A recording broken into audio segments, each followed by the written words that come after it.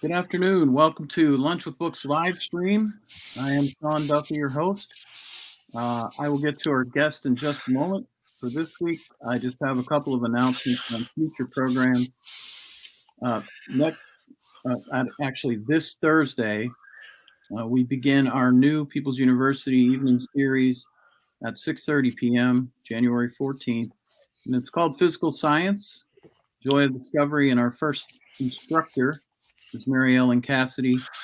And we will talk about the meaning, the philosophy of science, how science gathers information, what is its role, why is it revered or rejected, and what is its importance in decision making. So all those topics are kind of in the news these days, and we'll do that starting this Thursday, and it's a 6-week series.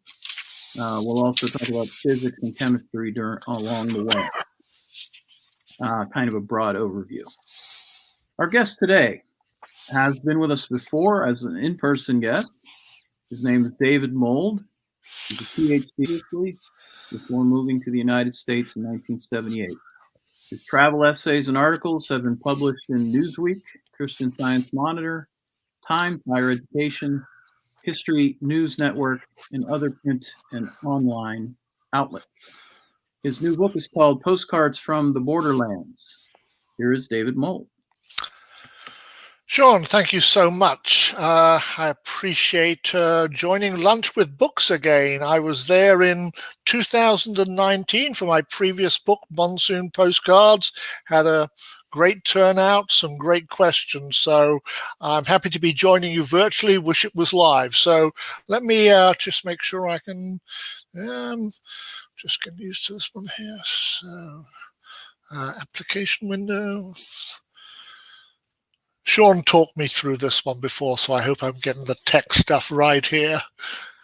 Okay, Sean, can you see the PowerPoint okay? Yes, David, looks good. Very good. Okay. Well, welcome, everybody. I don't know what the temperatures are like in Wheeling right now. I live in Charleston, West Virginia. It's kind of chilly day here. We're going to be going to some warmer places. I guess one of my aims in this presentation is pretty simple. When you look at a map of another country or another continent, think about its borders and how they got to become that way. So borders are something that's fascinated me really since childhood, when my parents took me on camping holidays in France and Spain and Italy. And I was always really excited, just the act of crossing borders. But then as I grew older, and Sean's introduction makes me sound very old, I know, I got to think a little bit more about borders. I mean, are they simply things that are marked by walls and fences and border posts, or should we think of them more broadly? Are the borders within countries? And, how do we conceive of borders in our mind? So that was kind of the impetus for this, my third book on travel, history, and culture. And a lot of what I'm going to do here is based primarily on the final chapter, where I try to bring together some thoughts about this. So I've been a lot of places in the last 25 years. I'm not going to read you the list there. But in the process there, I've crossed a lot of borders, and this has been for work, a little bit as a tourist, but mostly for work. I've worked as a researcher, a consultant, a trainer, mostly for international agencies, most recently for UNICEF, the United Nations Children's Fund, primarily in Bangladesh and India. And as I travel, I write. I write email essays back to family and friends, and there'll be a slide at the end if you'd like to get onto my email list. You don't have to read them, but I'll be happy to share some of these experiences with you. So this yielded 3 books, and the previous one, published in 2019, Monsoon Postcards, was what brought me to your lovely library in Wheeling in 2019 for a presentation. I thank everybody for showing up there. So we're going to be going to Africa, Central Asia, and South Asia, but we're going to start on a little bit more familiar ground in the United States here. And Sean, is it okay to tell jokes about New Yorkers? I hope it is, okay, to that audience. Okay, so let's start with the what is called the borders of New York City. Okay, so this is actually a pretty well-known cover page, cover cartoon from the New Yorker from 1976, The View from Ninth Avenue. And I mean, it makes fun of the way in which New Yorkers, but not just New Yorkers, I guess, perceive other parts of the United States and the rest of the world. So you'll see here that, most of the rest of the United States, I don't think West Virginia pops up on here at all, does it? It's a couple of city blocks wide, and then Asia, the rest of the world, just far distant. The Hudson River is the boundary of civilization as we know it. And this is funny to look at, but it reinforces a lot of research studies that talk about literally the borders of our minds, the way in which we perceive the places where we live. And we usually perceive them to be larger, more important, to have wider boundaries than they actually have, whereas more distant places are kind of relegated both in size and importance. This is nothing new. This is a 1932 map by an artist called Daniel Wallingford, which he sold by mail order. And he on this one, Brooklyn, Manhattan, are huge compared with their actual size. And as we move further west, states get all jumbled up. So again, we can kind of laugh about this, but I think it is to some degree representative of the sort of the muddled way in which we look at that. See how far west West Virginia got pushed there? I mean, it's kind of broadly in relation to Ohio and Kentucky, but whoa, it's west. And Philadelphia is a state in itself. Wow, I didn't know that. Okay, this is fun, but I think there's a sort of a basic, a basic principle or a basic perception that underlines this. So we're going to look at a couple of other examples of how the United States is viewed, and this time from the Soviet Union perspective. Now, in my home, just one floor down from where I'm talking to you right now, I have a framed map. This is just a section of it, of the United States. And this was a Soviet school map used in middle and high school. And the section that you're looking at, you can probably figure it out geographically, is, I guess we may get, I guess we got northern West Virginia there. Yeah, Wheeling's probably there, though not marked. But it's the northeastern mid-Atlantic United States. And this is basically a kind of an economic map. I bought it at a bookstore in Bishkek, the capital of Kyrgyzstan, in 1996, I think. I mean, I didn't know much Russian at the time. I was just intrigued by it. It was pretty cheap. And at the airport, the customs officials tried to confiscate it, saying, oh, this is a valuable historical document. And I was able to convince them that no, it was just a school map, very, very common. When my Russian got a little better, I started to look at the map and try to interpret it. And there were some things that intrigued me. And I said it's basically a map of the economy. And on the legend on the right, you can see the symbols in the bottom left-hand corner.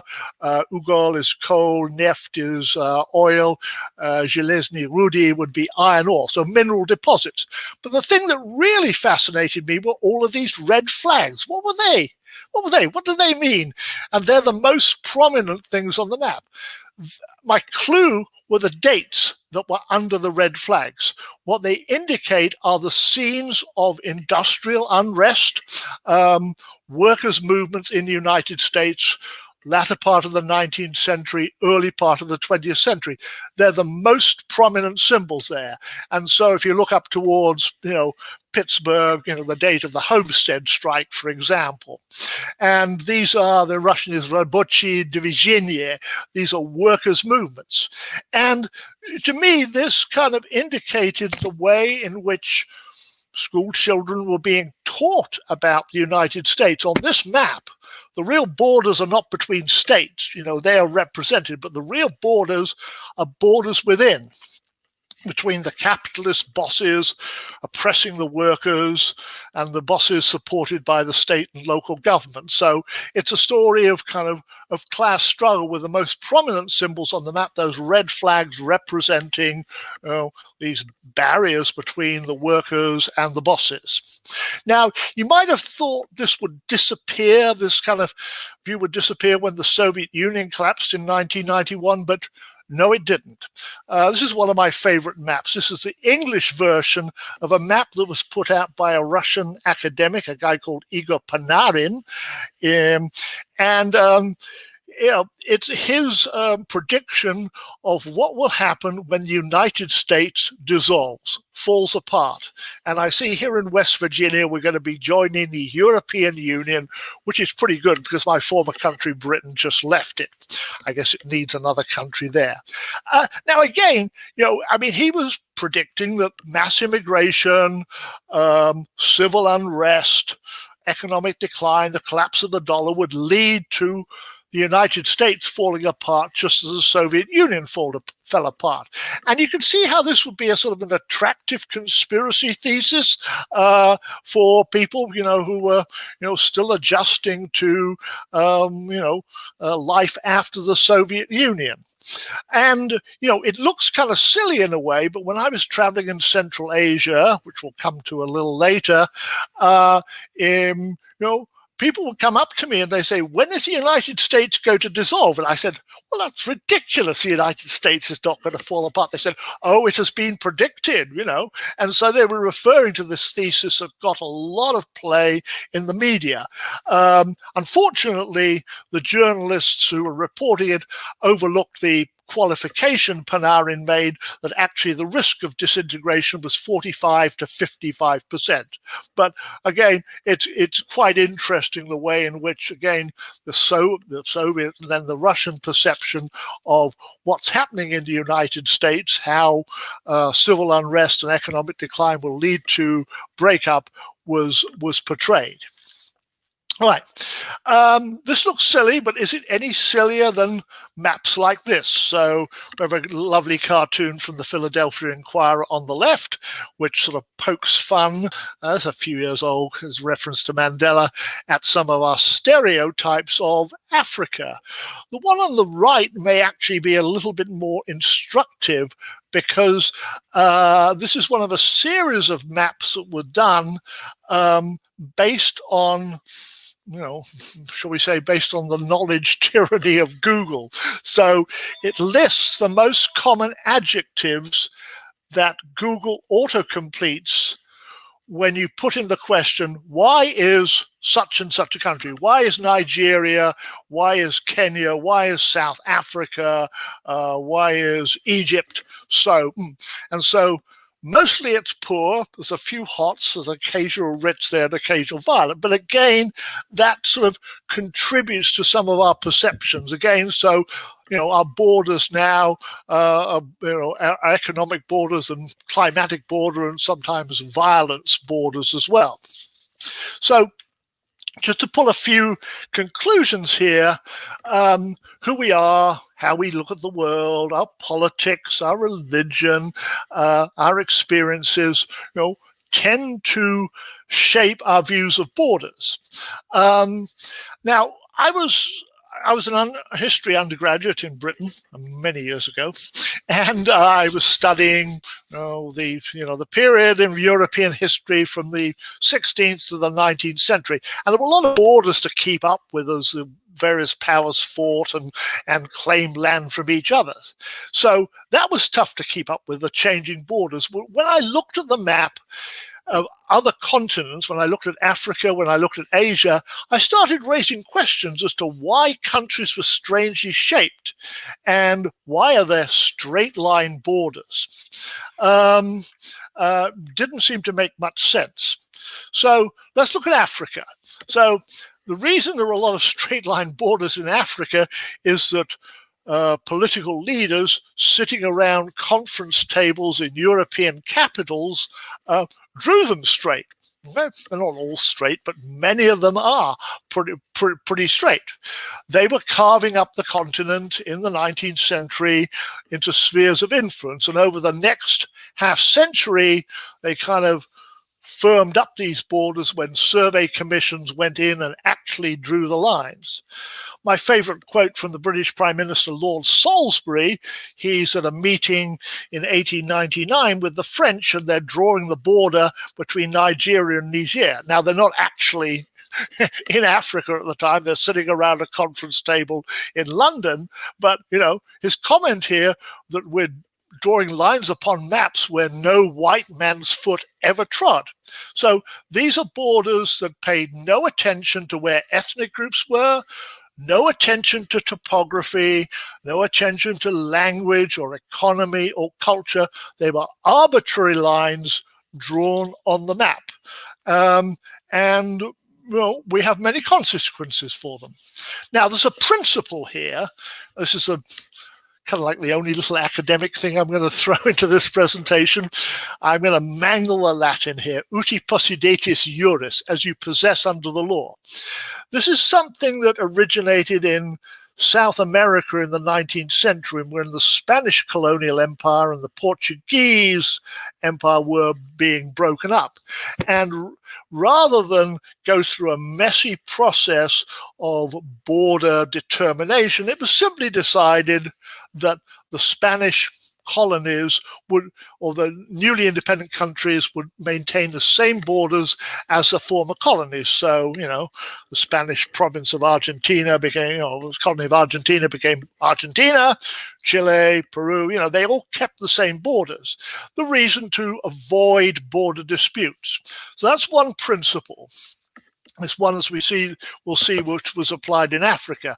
The other one is this rather messy thing called self-determination, where people or their leaders actually try to decide what their borders should be. And this is one of the reasons why there are so many separatist movements and territorial disputes in Africa. So obviously the first principle is the easier one, but it leads to very artificial borders. So, look at the two maps of Africa here. And the first one on the left is colonial Africa. One on the right is Africa after all the countries became independent. And the borders have not changed very much. Okay, a couple of new countries in there, South Sudan, for example, but for the most part, African countries maintained the borders that they had in colonial times, because it was less complicated to do so.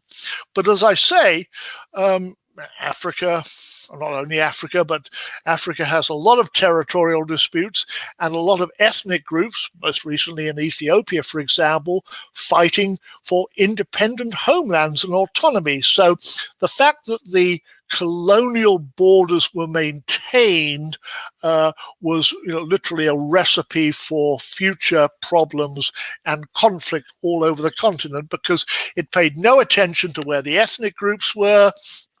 They could be in part of one country or across several countries.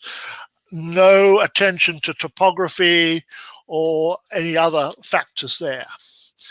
One of my favorite maps, this is what Africa might have been if the colonial powers hadn't come in. This is by a Swedish artist, Nicolai Seon, and he did a study of what Africa was like, or the boundaries of traditional kingdoms before the colonial powers started carving up the continent. And as you see, there are lots of them. This is, it's a pretty interesting, what we might call a counterfactual, what might have been.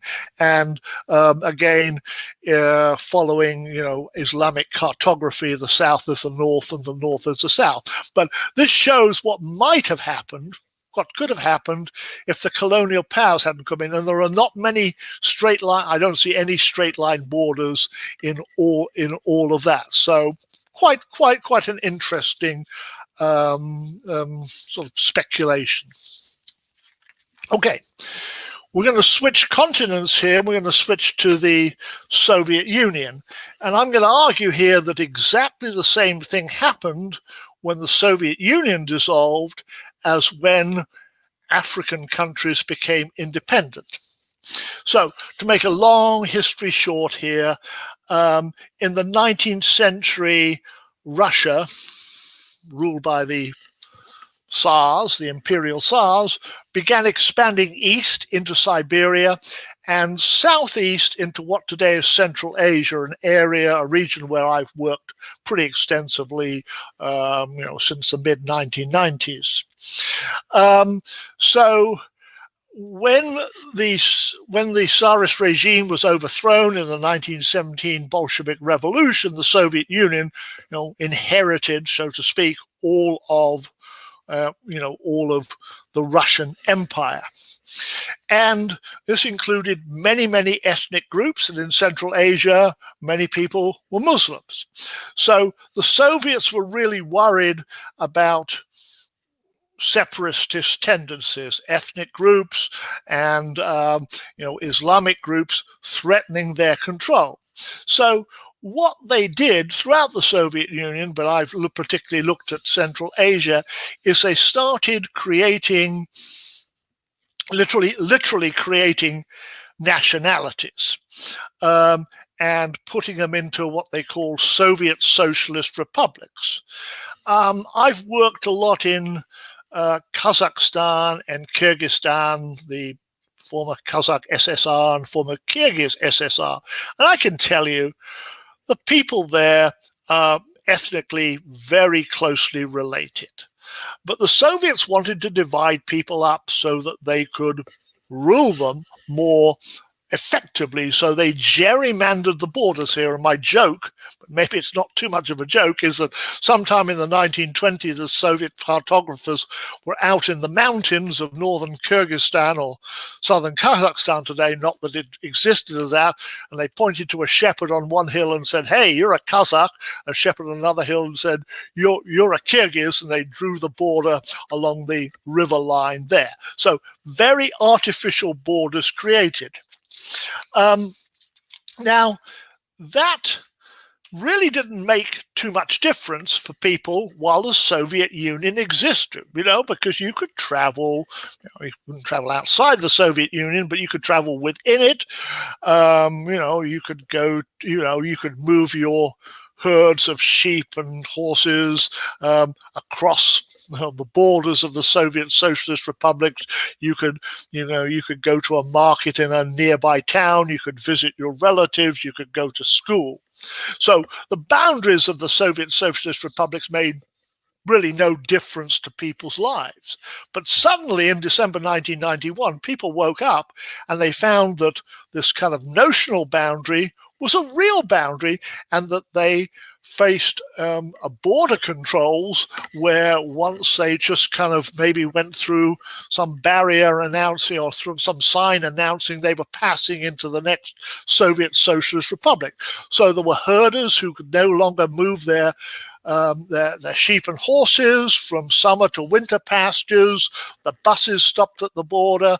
People found themselves and their families split up by the borders. So the creation of these borders, really like in Africa, separated people and made travel and commerce very, very different, because the borders, the same uti possidetis juris principle was applied.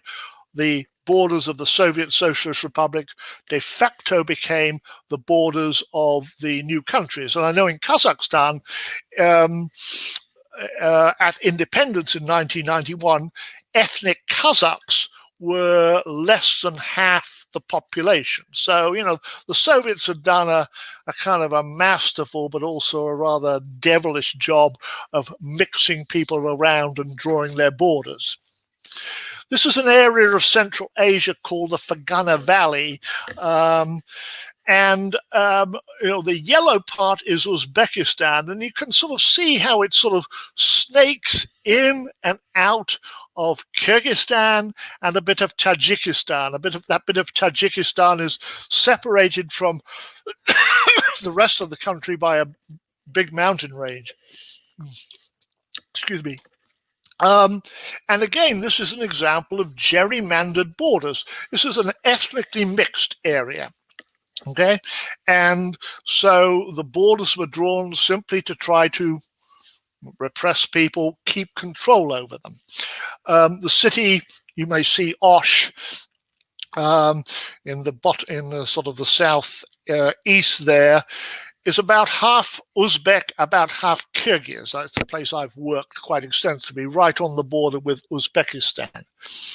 And so, these are very, very artificial borders, which, as I say, made very little difference during the time when the Soviet Union existed. But once these countries became independent, suddenly border controls became a real problem. So I've drawn a little sort of map here.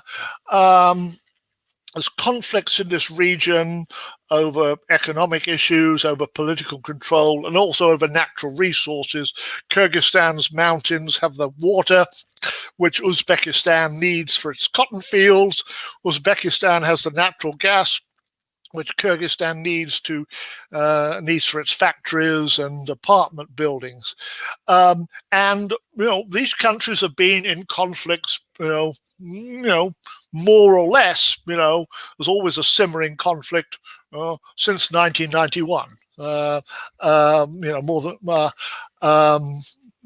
than almost 30 years now. Osh is the second largest city in Kyrgyzstan, about 300,000 population. Jalalabad to the north is the third largest, somewhat smaller. Now, there's a lot of commerce between these two cities, and the easy way to go would be on this road sort of heading straight north or north-south between Osh and Jalalabad. But to do that, and I've done it a couple of times, you've got to pass through Uzbekistan. And what's going to happen? They're going to stop you at the border. They're going to say you don't have the right papers. They're going to try and confiscate stuff from your car or your van or whatever. They'll hit you up for this, or they'll hit you up for that, or they'll just close the border completely. So what has happened here is that if you're driving from Osh to Jalalabad, actually the quickest way is this roundabout way, taking you east and then west again through this little place called Uzgan, 65 miles, more than twice the distance, and because it's kind of in the mountains, takes about 3 times as long. This is the silliness of borders, gerrymandered borders, which were created to divide people and then have been preserved when countries became independent. And I'll just sort of end this section with this little slide here. This kind of, the New Yorker cartoon sort of pokes fun at our kind of collective ignorance of, this region of the world, this sort of geographical blank somewhere between Iran and China. And they sort of impose these invented names over the boroughs of New York. Oh, very, very bad, and there's Kandibar and Hip Hopabad and some other really funny ones in there. But in a sense, it's not a joke, and I've tried to keep this bipartisan. Political leaders have shown their ignorance of this part of the world. When I came back to my university, Ohio University, after traveling there, people would say, "So where have you been?" I say, "I've been to Kyrgyzstan." They go, "Oh, Kurdistan?" I said, no, that's in the Middle East. It's in Iraq and Syria and Turkey. And eventually they just give up. They say, "Oh, you've just been in Stan land." And actually that makes no sense, okay? It's silly because the word Stan is a Persian word and it means land. So literally I'd been in land. Okay, we're going to move to what I consider to be the most tragic border story of all, the partition of British India in 1947. And I'm going to, again, have to summarize the history pretty quickly here. British India, British Imperial India, was cobbled together over a period of about 150 years by the East India Company, which started as a trading company but basically turned into a military power in the end. After World War II, or even before World War II, it became obvious that the British could not hold on to India. There was a strong independence movement, both by Hindus and Muslims, Mahatma Gandhi, and others. And so it was decided colonial rule would end in 1947. Now, at this point, India, or British India, consisted of a bunch of provinces and princely states. And the princely states on the right are on the right. They're in that sort of pink color. Not all of them, though. Some of them. I see. Yeah, princely states. And some of them were large, but some of them were quite small. There were about 565 princely states.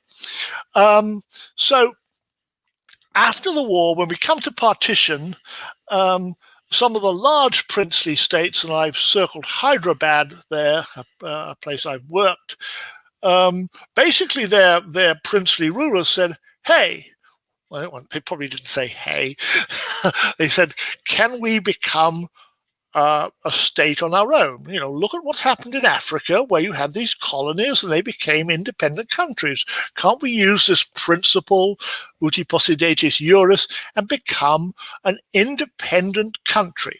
And in the case of a place like Hyderabad, that sort of made sense because it had a population of about 16 million. It's about the size of Britain itself. The economy was the size of Belgium's. But if you'd followed that principle for all of the princely states in India, you would have got almost 600 new countries created, which would have been, what can I say, a political, economic, and certainly a cartographic train wreck. So what happened was that each of these states, based primarily on the religion of its inhabitants, opted to join either Hindu majority India or Muslim majority Pakistan.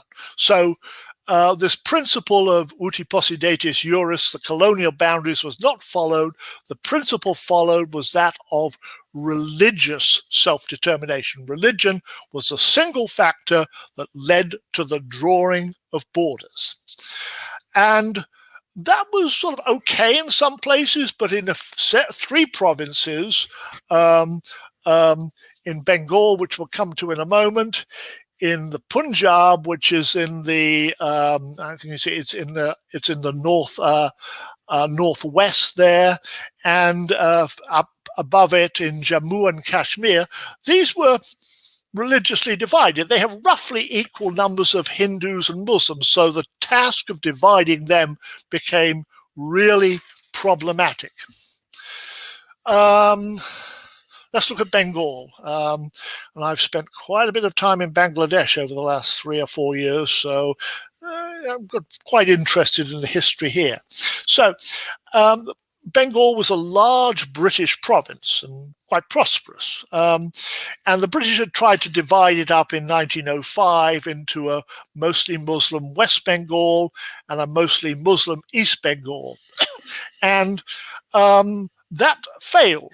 And it failed primarily because Bengalis felt more united by language and culture and shared values than they did divided by religion. I mean, Bengal, Calcutta in particular, was the scene of the great Bengal Renaissance, great literary and artistic movement in the 19th century, which produced one Nobel Prize winner for literature. So, I mean, it was a very vibrant culture here.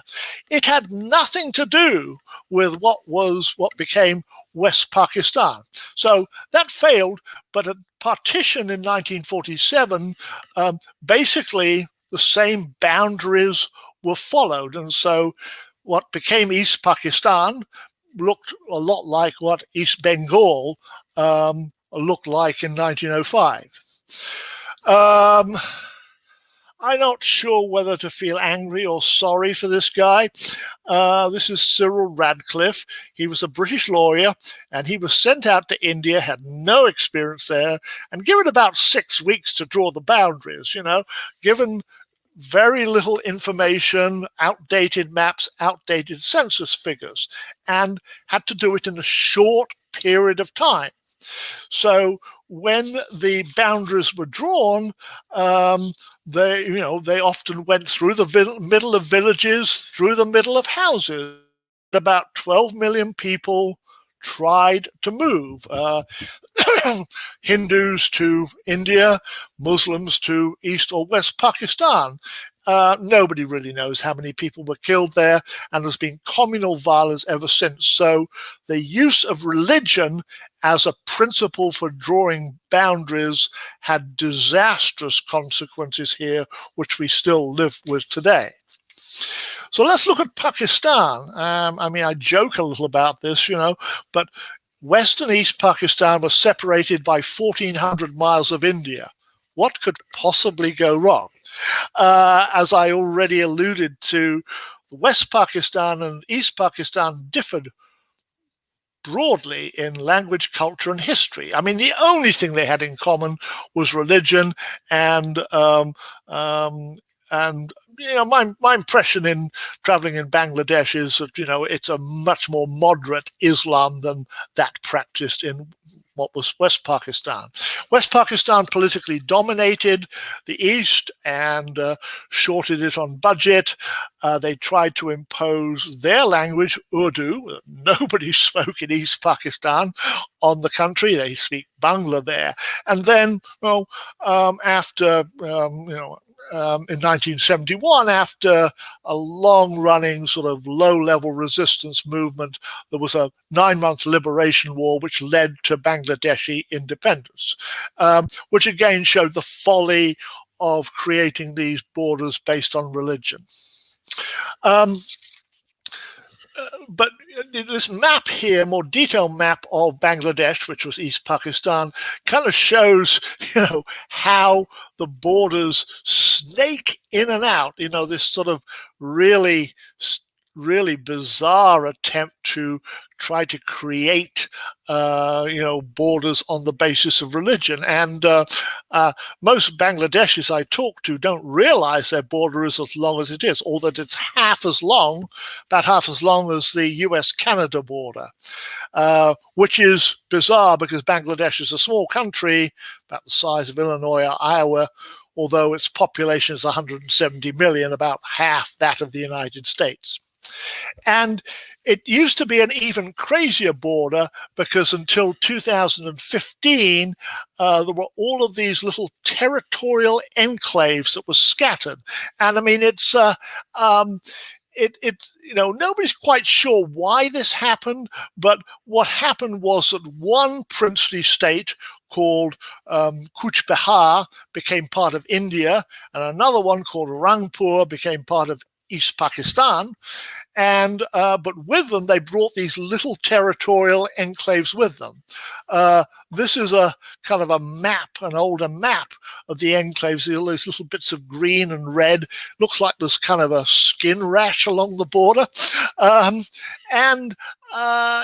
There's a fanciful story about the two princely rulers of Cooch Behar and Rangpur meeting and playing chess games and using villages and rice fields as wages, which is, it was a mess. But, as long as British India was British India, it didn't matter too much, as in the Soviet Union, people could move freely.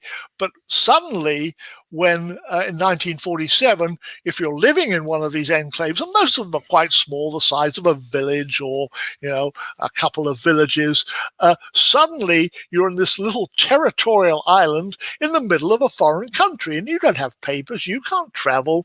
And so for more than half a century, closer to 75 years, people were essentially stateless. And it was a political football. Nobody in India wanted to hand over land to Pakistan or later to Bangladesh. So people were literally stuck and certainly deprived of services. Fortunately, that all changed in 2015 with the land swap. So I'm going to finish here by confession time, my cartographic crimes. Okay, please don't report me to India. But I have knowingly, I admit, I have knowingly violated Article 1, Subsection 2 of India's 1961 Criminal Law Amendment Act by both importing and also publishing maps that, at least in the view of the Indian government, show incorrect boundaries. Okay, and look at the map on the right and look at the top of the map, the north of the map. You'll see India extending all the way up almost to the border with Tajikistan. That's an official Indian map, but it's not true. The fuss is over this region. This is one of the 3 states that was religiously divided and where they had to draw a border. This is Jammu and Kashmir. It's, India and Pakistan have fought 3 wars over this region. China has part of it, which it won in a war with India in 1962. But on official Indian maps, the whole province is shown as being part of India, even though Pakistan controls about 30% of it. And there's a lot of military along the line of control there.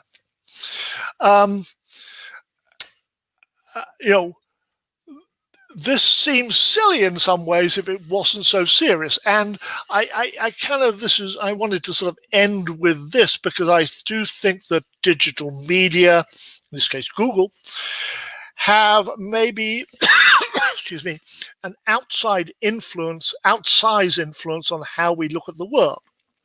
So, Google tries to stay out of politics, but it can't.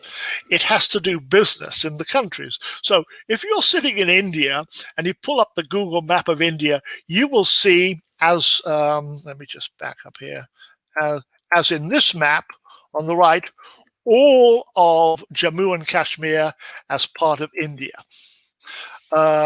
The official version, even though that's not true. If you're in Pakistan and you pull up Google, you'll get a different map, which shows actually the line of control and shows that Pakistan indeed does control about 30% of the territory there. I don't quite know how Google solves this, but I do know that if Google didn't produce that map in India, the Indian government would take action. And in fact, they're super sensitive to these issues. In 2016, they periodically confiscate magazines like The Economist for showing quote-unquote incorrect maps. They stopped Al Jazeera from broadcasting for a while. In 2016, the government proposed a law which would result in imprisonment for up to 7 years or fines up to $15 million for people who produced maps that did not show what the government thought were India's correct borders. So my kind of takeaway from all of this is that it's about the borders of our minds, that everybody, or at least every government, has its own ideas of where its borders are, and they usually encompass, kind of as the New Yorkers view the rest of the United States, a larger area than is actually part of the country, or is represented on maps by other countries or by neutral parties. So I think I'm right about on time here, and let me just skip the last slide here. I would be really happy to take your questions, and if you would like to join be added to my list for travel blogs. I say I write the way that I talk. It's quite informal most of the time. Please email me, davidhmould@gmail.com. And I think what I need to do now is stop sharing. Is that what I have to do here? Yeah, just put stop share, David. All right, stop share. Okay. All right.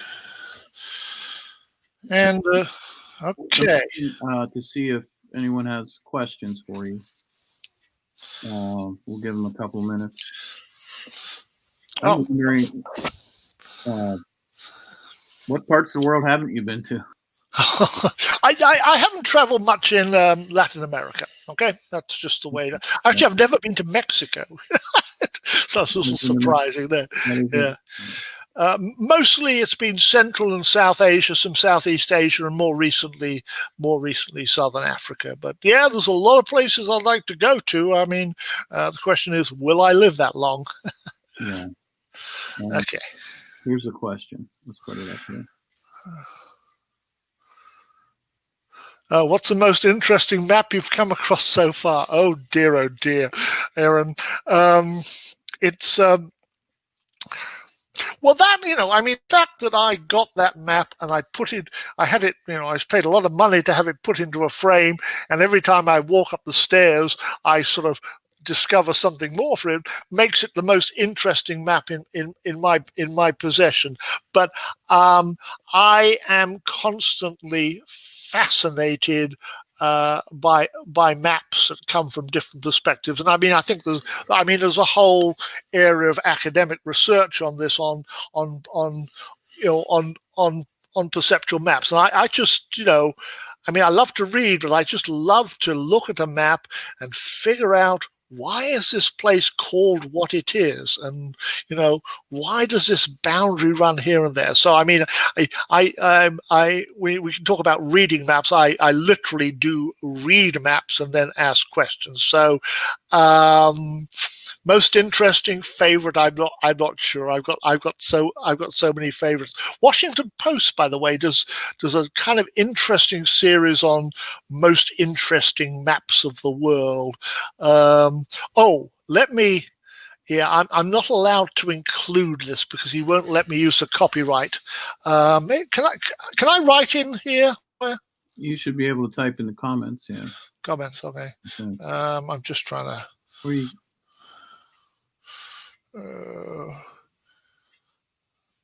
I'm just trying to. I don't know that I have access to the comments here. We've never had that come up. I'm sorry, I wasn't sure. All right. Okay. If you type it in the private chat, I can grab it. All right. Private chat. Okay. I'm just gonna write this in. Okay.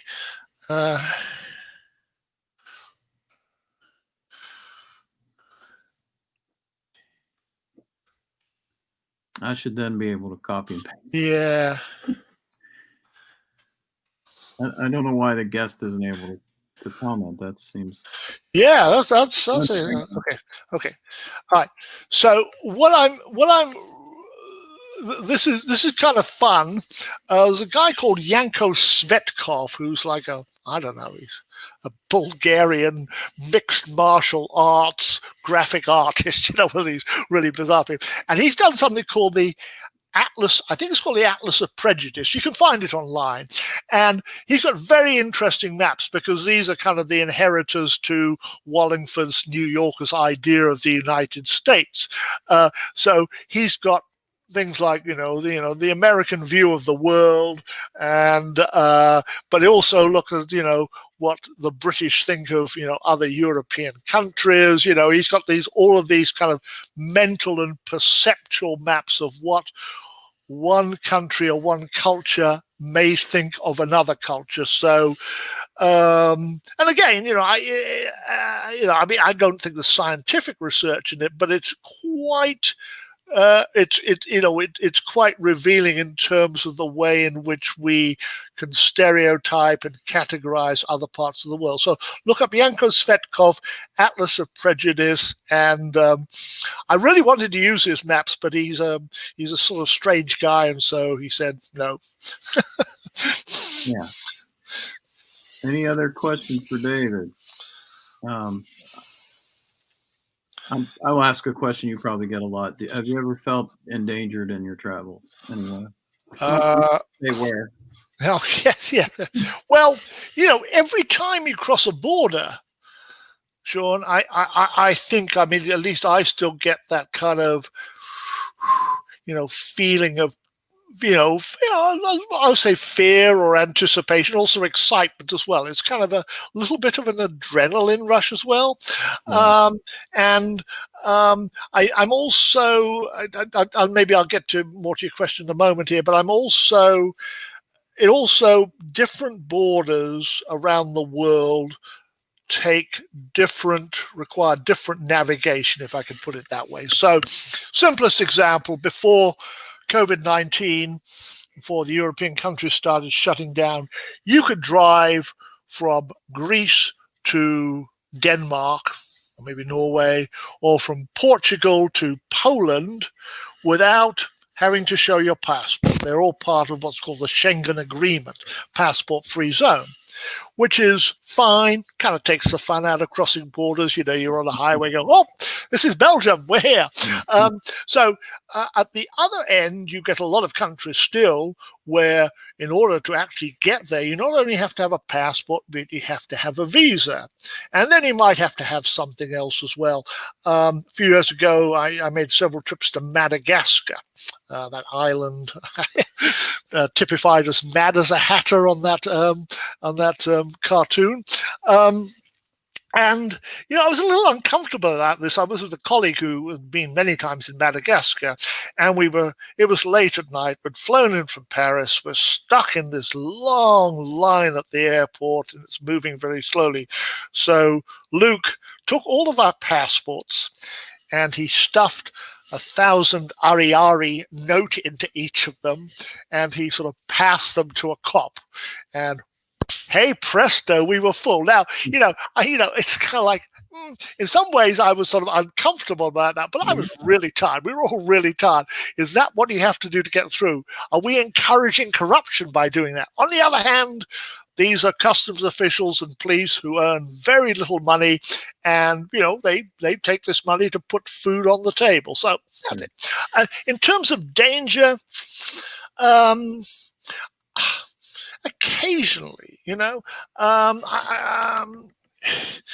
I joke about this a little bit. People say, "Do you read the State Department travel advisories?" And I go, "Oh, yes, I always do on the plane when I'm leaving." But, I think we can overestimate the dangers because the way in which dangers of travel are expressed are at the country level. So let's take Pakistan, for example. I've been to Pakistan 3-4 times.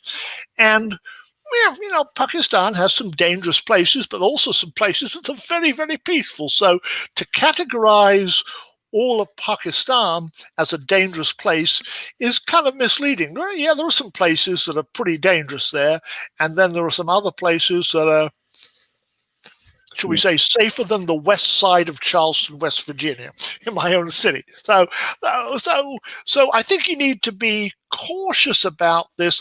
As much as possible, I travel with people who are from the country, okay, not alone. And I mean, that's not only for language purposes, but also because, they have a much better sense than I do of where it is safe or reasonable to go. So I don't know. It's if I worried too much about it, I wouldn't travel, I guess. Yeah. Sure enough.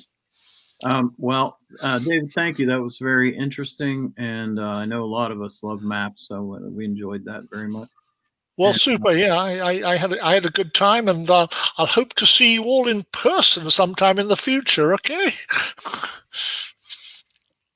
Well, before we go, if my video comes back on. Oh, well, here's another question. One moment. What is the visa process like to get into some of these countries? That can vary. Increasingly, I think countries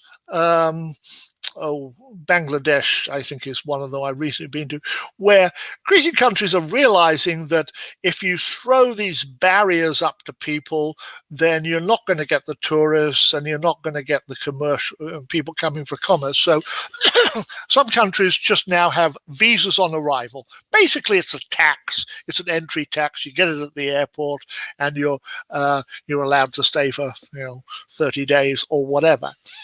Authoritarian regimes. I mean, I've never tried to get into North Korea, but authoritarian regimes tend to be more